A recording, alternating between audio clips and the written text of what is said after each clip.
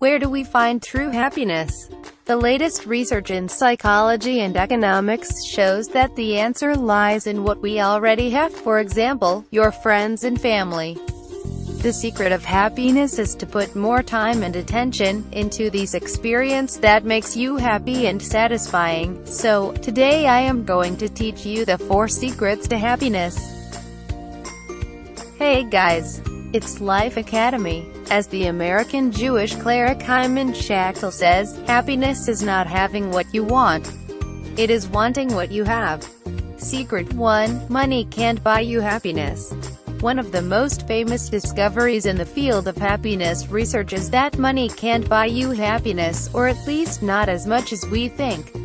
Richard S. Turlin, an economist, says partly because we are far more concerned about the income of others than we do with our own income.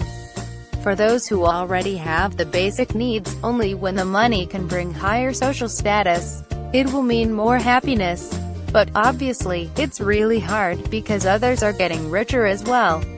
So, you will need to work very hard in order to outplay other people and get higher social status. You certainly won't enjoy the process of that.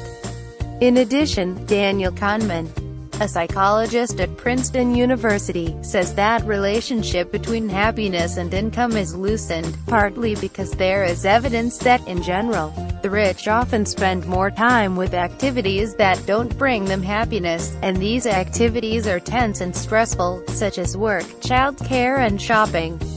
In contrast, people with lower incomes tend to spend more time on well-being, such as socializing with friends and other passive recreational activities such as resting and watching TV. However, when people evaluate the impact on happiness by their income, they tend to pay more attention to the traditional potential value of money. Thus, the following conclusion: the rich life is certainly happier than the poor. Well, but the reality is the opposite. The poor can, and indeed often, live happier than the rich. I am not telling you to be lazy and only do the work that you enjoy. No, I am telling you to balance your activities. Find a balance point where you're not too stressful and, meanwhile, not being too lazy. Tip 2. Friends are more valuable than Ferrari.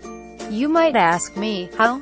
Now I'm going to prove you. I am going to prove it by a method that the economist Andrew Oswald, University of Warwick, has introduced in the early 1990s. It is used to calculate the price of non-tradable items, such as the joy that friendship or marriage brings you. Money certainly makes people happy, but friendship also makes people happy. Imagine that those who can see friends every day are much happier than those who lives alone. Therefore, it is possible to calculate how much additional income is needed to make up for the loss of social life. For example, in the UK, according to a self-reported 7-points happiness standard, an increase of £1,000 in income will increase happiness by about 0.0007 points. On the other hand, hanging out with friends more often will increase happiness by about 0.161 points. So, how much of that £1,000 can add it up and equal to the amount of happiness that hanging out with friends more often has created for you? Let's calculate it. If you exchange your social life with a lonely life, you will need to increase your income of about 0.161 divided by 0.0007 and times £1,000 so you can achieve the same level of happiness. In other words, about £230,000 per year. Slightly higher than a brand new Ferrari 612 Scaglietti. Tip 3. Want to be happy? Find a fat friend. New evidence in economics and epidemiology seems to suggest that our attention to the weight of others is no less important than our own weight. People always hope that slim can somehow bring benefits to them, such as easier to get dated or married, or even faster promotion. According to a study conducted by economists David G. Blanchflower, Andrew Oswald and Bert Van Landegem, patients with weight problems BMI index of 30 or more, are significantly more unhappy than those who have a healthy body weight BMI between 18.5 and 25. However, when they see people around them weight even more than them, they get happier. So, making friends with more weight than you can be a method to make your life happier. You won't have to compare your slimness to them all the time. Tip 4. Get closer to those who are happy.